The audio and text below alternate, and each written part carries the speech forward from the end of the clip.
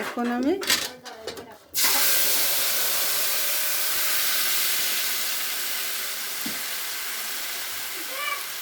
মাছ দিয়ে দিলাম।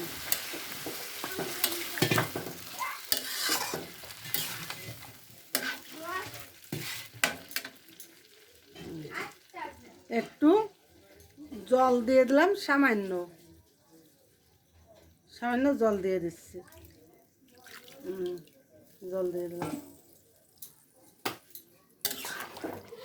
এখন আরো সুন্দরভাবে একদম শুধু মশলা মশলা হয়ে গেছিল, তাই আবার একটু জল বেশি দিয়ে দিলাম। জিরে দিয়ে দিছি, জিরে এই যে দেখা যাচ্ছে, দেখুন বন্ধুরা, জিরে দেখা যাচ্ছে, এটা জিরে দেখা যাচ্ছে, এই যে দেখুন জিরে দেখা যাচ্ছে, জিরে, তেজপাতা, শুকনো লঙ্কা, আলু দিয়ে মাছের ঝোল।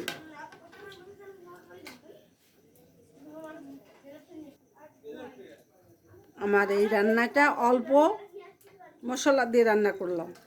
এই যে মাছ দিয়ে দিলাম, তেলের পর জিরে দিয়ে, তেজপাতা দিয়ে, সামান্য একটু জিরে বাইটে দিয়ে রান্না করতেছি। দেখুন, আমি সবিতা কুকিং হাউস থেকে জানাচ্ছি অনেক অনেক ভালোবাসা, প্রণাম। যদি আমার ভিডিওগুলো ভালো লাগে আমাকে লাইক, কমেন্ট, শেয়ার দেবেন বন্ধু, সাথে থাকবেন। ধন্যবাদ। আপনারা সাথে থাকলেই আমি অনেক রান্না করতে পারবো।